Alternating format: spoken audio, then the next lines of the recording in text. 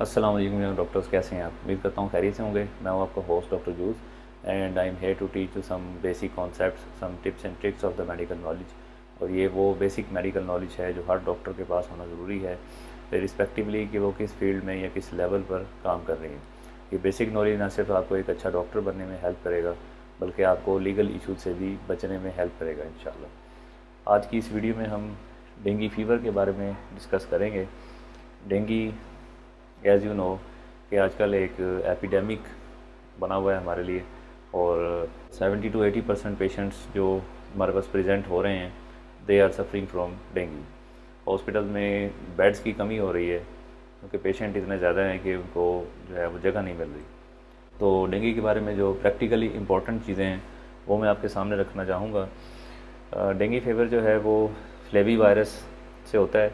इसकी जो फैमिली है उसका नाम है फ्लेवीविरिडी, और ये एनवेल्प्ड सिंगल स्टैंडर्ड आरएनए वायरस है। और इसकी जो नॉन स्ट्रक्चरल प्रोटीन्स हैं उनमें से एक प्रोटीन है NS1, जिसको हम अपने डायग्नोसिस में यूज़ करते हैं, राइट। वो हम आगे चल के देखते हैं। और इसका जो वेक्टर है वो एडिस एजिप्टी एक मॉस्किटो है जो इसको ह्यूमन तक लाने का बायस बनता है। और ये वही मॉस्किटो है जो येलो फीवर का भी वेक्टर है, राइट। डेंगू वायरस का जो इंक्यूबेशन पीरियड है वो 3 to 14 डेज़ है। इंक्यूबेशन से मुराद वो टाइम होता है जब वायरस बॉडी में एंटर हो चुका है, लेकिन उसकी सिम्टम्स अभी जो है वो अपीयर नहीं हुई। तो साइन एंड सिम्टम्स अपीयर होने में कुछ टाइम लग जाता है। उस टाइम को हम इंक्यूबेशन पीरियड बोलते हैं। डेंगू फीवर के जो प्रोबेबल केस होता है उसको हम तब प्रोबेबल बोलते हैं जब उसके प्लेटलेट्स जो है वो लेस दैन 1 लाख और WBC जो है वो लेस दैन 4000 हों, और साथ टिपिकल सिम्टम ना हो तो प्रोबेबल केस बोलते हैं। और कंफर्म तब होता है जब हमारे पास कोई कंफर्मेटरी एविडेंस हो जिसमें NS1 एंटीजन शामिल है या इसकी सीरोलॉजी है, जो हम आगे चल के देखेंगे। तो इसको बेसिकली हम 3 फेजेज़ में डिवाइड करते हैं। Number 1 is febrile phase, number 2 is critical phase and number 3 is recovery phase या कन्वेलिसेंट फेज़, राइट। तो फेब्राइल फेज़ जो है वो it last for 3 to 7 days. और इसमें होता क्या है कि इसमें हाई ग्रेड फीवर होता है विद ब्रेकिंग बोन्स, यानी कि बॉडी एक्स जो है इसमें बहुत ज़्यादा हैं इस फीवर के साथ, इसलिए इसको ब्रेकिंग बोन फीवर भी कहा जाता है। और इसमें स्वेयर माइल्जियाज एंड एसाल्जियाज होते हैं, और इसमें GI सिम्टम भी हो सकते हैं। GI सिम्टम में जो मोस्ट कॉमन सिम्टम्स हैं वो एब्डोमिनल पेन है, वोमिटिंग है और एनोरेक्सिया है। और इसके अलावा पेशेंट को हेडेक हो सकता है, रिट्रो ऑर्बिटल पेन हो सकता है, ये टिपिकल पेन है फॉर डेंगू फीवर। और पेशेंट को रैश भी हो सकता है। रैश जो है वो आपको अप टू 50% केसेस में मिल सकता है। और रैश की जो करैक्टरिस्टिक्स हैं वो ये है कि रिदमेटस मैक्यूलो पैप्यूलर रैश होता है, प्रोराइटिस भी हो सकती है साथ, और ज़्यादातर ये फर्स्ट टाइम अफेक्टेड होने वाले लोगों में होता है, यानी जिनको पहले कभी डेंगू ना हुआ हो और फर्स्ट टाइम डेंगू हुआ हो तो उनमें ज़्यादा चांसेस होते हैं कि वो रैश भी डेवलप करेंगे। और ये रैश जो है ये after 2 to 5 days of starting fever होता है, यानी फीवर स्टार्ट होने के बाद 2 to 5 डेज़ के बाद जो है वो रैश अपीयर होता है। जो सेकंड फेज़ है वो क्रिटिकल फेज़ है। इसको हम डेंगू शॉक सिंड्रोम भी बोलते हैं या डेंगू हेमरेजिक फीवर भी बोलते हैं, लेकिन अब इन टर्म्स से ज़्यादा क्रिटिकल फेज़ इसको बोला जाता है। और ये फेज़ जो है ये 3 to 7 days after the starting of fever जो है वो पेशेंट इसमें फॉल करता है। और ये वाला फेज़ जो है it self last for 48 hours. इसको क्रिटिकल फेज़ इसलिए बोलते हैं कि ये सबसे डेंजरस फेज़ है इस फीवर का, और इसी फेज़ के अंदर पेशेंट को एडमिशन की ज़रूरत होती है, मॉनिटरिंग की ज़रूरत होती है, और डॉक्टर को विजिलेंट रहने की ज़रूरत होती है, राइट। इस फेज़ में ज़्यादातर वो पेशेंट्स फॉल करते हैं जिनमें सेकेंडरी इन्फेक्शन हो विद डिफरेंट सीरोटाइप, यानी उनको पहले कभी डेंगू हो चुका है ज़िंदगी में, और जब उनको सेकेंड टाइम डेंगू होगा definitely with some different serotype. इसकी जो है वो टोटल 4 सीरोटाइप्स होती हैं। और अच्छी बात यह है कि अगर किसी को डेंगू हो चुका हुआ है तो उस सीरोटाइप से दोबारा उसको डेंगू नहीं हो सकता एवर इन लाइफ, क्योंकि उसके अगेंस्ट एंटीबॉडीज़ होती हैं और वो प्रोटेक्टिव होती हैं। तो जब सेकेंडरी इन्फेक्शन होगा तो विद सम डिफरेंट सीरोटाइप होगा, और इस कंडीशन में ज़्यादा चांसेस होते हैं कि पेशेंट जो है वो क्रिटिकल फेज़ में जा सकता है। और इसकी रीज़न ये है कि इसमें न्यूट्रलाइजिंग एंटीबॉडीज़ बनती हैं जो कि पेशेंट को इस फेज़ में ले जाती हैं। इसके अलावा जो एक्सट्रीम एजेस वाले लोग हैं, जो बच्चे हैं या जो एल्डर पीपल हैं, वो इसमें ज़्यादा फॉल कर सकते हैं।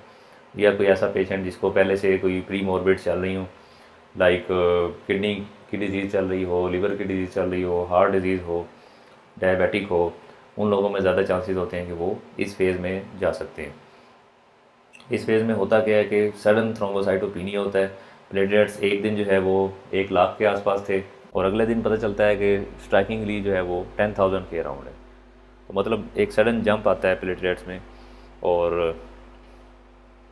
और इसके अलावा जो है वो वास्कुलर लीकेज शुरू हो जाती है और वो हमें मैनिफेस्ट हो सकती है हाइपोटेंशन से, शॉक से, एक्यूट किडनी इंजरी से या एक्यूट रीनल फेलियर से और लीवर फेलियर से, राइट। और इस फेज़ में ब्लीडिंग टेंडेंसी भी बहुत ज़्यादा हो जाती है पेशेंट की, और इसमें जो ब्लीडिंग होती है वो due to decrease number of platelets होती है। तो ये वाली ब्लीडिंग जो है वो सुपरफिशियल होगी। सुपरफिशियल का मतलब ये है कि इसकी मैनिफेस्टेशन या तो आपको स्किन में होगी या आपको म्यूकोज़ा में होगी।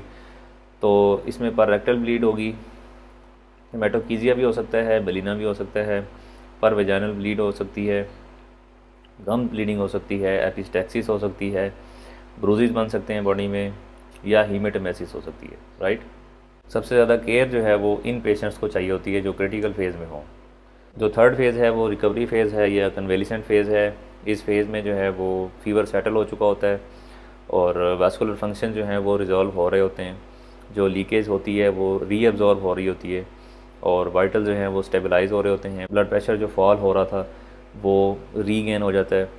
रैश जो पहले बना हुआ था उस रैश के अंदर जो है वो वाइटिश स्पॉट्स आ जाते हैं और उसको टिपिकली जो है वो white islets in the red sea बोला जाता है। यानी रैश जो है वो म्यूकुलो पेपुलर था पहले और उसके बाद उसमें वाइटिश स्पॉट्स आ गए, राइट। ये आप स्क्रीन पे भी देख रहे हैं कि पहला रैश जो है वो इस तरह का होता है और उसके बाद जब रिकवरी रैश होता है तो उसके अंदर जो है वो वाइटिश स्पॉट्स आ जाते हैं बीच में। तो ये एक साइन होता है कि पेशेंट जो है वो अब रिकवर कर रहा है। और इसी तरह इस फेज़ में फटीग भी बहुत होती है पेशेंट्स को, और ये वाली फटीग जो है वो it can last for weeks two months, right. बिल्कुल उसी तरह जिस तरह हमने कोविड में देखा था कि पोस्ट कोविड सिंड्रोम, जिस पे मैंने एक वीडियो भी बनाई थी, तो उसमें भी यही होता है कि after the resolving of fever and all other sign symptoms एक फटीग और मलेज जो है वो पेशेंट को रह जाता है और वो काफ़ी हफ्तों तक या महीनों तक भी रह सकता है, राइट। तो इसमें भी इसी तरह होता है।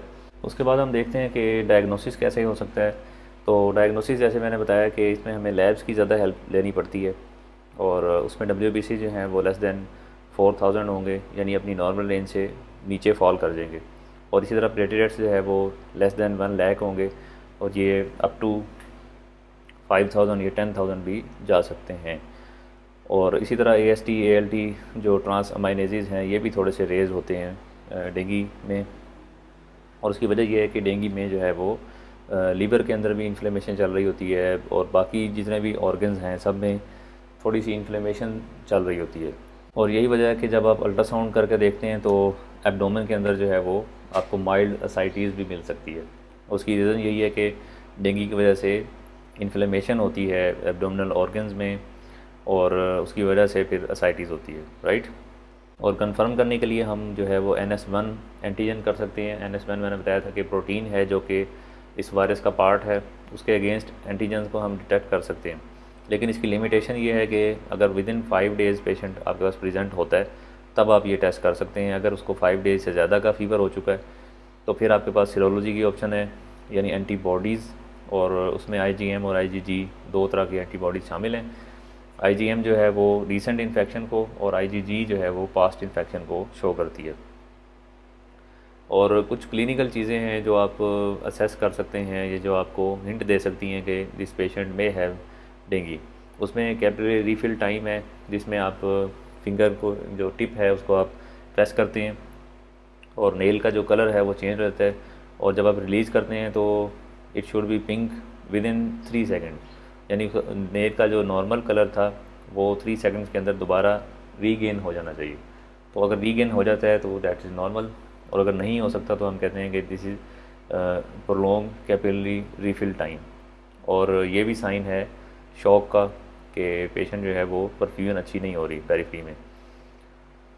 इसी तरह हम कैपिलरी फ्रेजिलिटी चेक कर सकते हैं, और वो हम बीपी कफ से चेक करते हैं। सिस्टोलिक और डायस्टोलिक के बीच में आपने 5 मिनट के लिए कफ को इन्फ्लेट करके रखना है, और उसके बाद आपने क्यूबिटल फोसा को चेक करना है। तो उसमें आपको 10 और मोर देन 10 पेटिकी मिल सकते हैं। पेटिकी का मतलब है कि स्मॉल ब्रूजेज, राइट। तो अगर आपको 10 या इससे ज़्यादा पेटिकी मिलते हैं तो capillary fragility test is positive, और अगेन ये क्लू देता है कि दिस पेशेंट में हैव डेंगी, राइट। और इससे हमें सिवियरिटी ऑफ डेंगी का भी अंदाज़ा होता है कि पेशेंट जो है वो अगर क्रिटिकल फेज़ में है, जिसमें मैंने बताया था कि वैस्कुलर फ्रेजिलिटी बढ़ जाती है, तो वो भी पता चल जाता है कि पेशेंट जो है वो क्रिटिकल फेज़ में हो सकता है, राइट।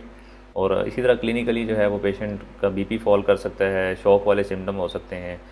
तो ये सारी चीज़ें मिलकर जो है वो डायग्नोसिस में हेल्प करती हैं। और जहाँ तक मैनेजमेंट की बात है, तो इसके मैनेजमेंट के लिए एज सच कोई एंटीवायरल ड्रग अभी तक मार्केट में नहीं आ सकी। फ्यूचर में हो सकता है आ जाए, लेकिन अभी तक कोई एंटीवायरल जो है वो इसके अगेंस्ट नहीं बनी। तो इसमें बेसिकली सपोर्टिव ट्रीटमेंट ही देने और आईवी फ्लूइड्स का ख्याल रखना है। आईवी फ्लूइड्स का ख्याल जो है वो ज़्यादा क्रिटिकल फेज़ में रखना होता है, और उसका एक सादा सा प्रिंसिपल ये है कि with in 48 hours of critical phase आपने पेशेंट को 4600 ml आईवी फ्लूइड देना है, राइट। ना इससे ज़्यादा ना इससे कम। अगर पेशेंट ओरली ले रहा है तो आपने इसमें से ओरल वाले को माइनस करना है, टोटल को जो है वो 4600 ml बनना चाहिए इन 48 आवर्स, राइट। और इसकी मॉनिटरिंग जो है वो आपने इनटेक आउटपुट चार्टिंग से करनी है, और हेमाटोक्रिट जो है वो भी आपको गाइड करेगा कि पेशेंट का इस वक्त जो वॉल्यूम स्टेटस है वो कैसा है, राइट। अगर हेमाटोक्रिट बहुत ज़्यादा रेज्ड है तो इसका मतलब है कि पेशेंट का जो वॉल्यूम स्टेटस है वो हाइपोवोलीमिया है। और इसी तरह अगर हेमाटोक्रिट कम हो रहा है, फॉल कर रहा है, तो इसका मतलब है कि पेशेंट जो है वो ओवर हाइड्रेशन की स्टेट में है। तो ये आपने देखना है कि हेमाटोक्रिट को आपने नॉर्मल रेंज में रखना है, और इसी तरह आपने ब्लड प्रेशर को भी नॉर्मल रेंज में रखना है। पेशेंट को मैनेज करते हुए आपने ब्लड प्रेशर पे ज़रूर नज़र रखनी है, और पल्स प्रेशर पे भी ज़रूर नज़र रखनी है। Pulse pressure is the difference of systolic and diastolic blood pressure, और ये यूजुअली 40 के अराउंड होता है। तो अगर पल्स प्रेशर जो है वो लेस देन 20 हो जाए तो इट इंडिकेट्स कि पेशेंट जो है वो क्रिटिकल फेज़ में जा रहा है, राइट। तो आपने विजिलेंट हो जाना है, और आपने उसको फ्लूइड्स का ध्यान रखना है। बाकी जो मॉनिटरिंग है वो क्लिनिकल है, उसमें मैंने बता दिया कि आप कैपिलरी रिफिल टाइम देख सकते हैं, कैपिलरी फ्रेजिलिटी को देख सकते हैं, और इसके अलावा आप हेमाटोक्रिट से हेल्प ले सकते हैं। प्लेटलेट ट्रांसफ्यूजन जो है वो तब करनी है जब प्लेटलेट्स का लेवल जो है वो लेस देन 10,000 हो जाए, या पेशेंट जो है वो सिम्टोमेटिक हो जाए, यानी एक्टिवली ब्लीड करने लगे कहीं से, तो फिर आपने प्लेटलेट्स ट्रांसफ्यूजन सोचनी है। Without this there is no need और there is no benefit of platelet transfusion, right.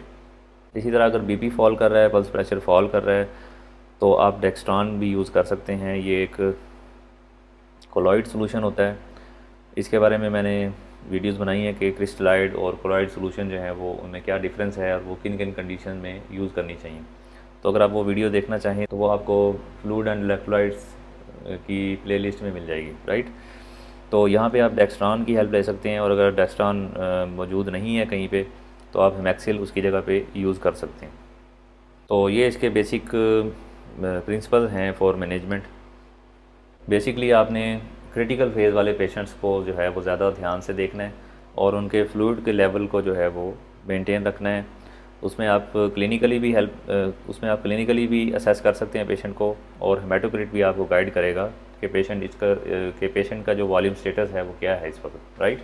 इसकी प्रिवेंशन जो है वो मॉस्किटो रिपेलेंट से की जा सकती है, और मॉस्किटो नेट यूज़ कर सकते हैं, फुल स्लीव्स क्लॉथ्स यूज़ कर सकते हैं। और इसकी वैक्सीनेशन जो है वो अभी तक तो मार्केट में नहीं आ सकी, लेकिन उम्मीद है कि इसकी वैक्सीन भी जो है वो आपको फ्यूचर में देखने को मिलेगी।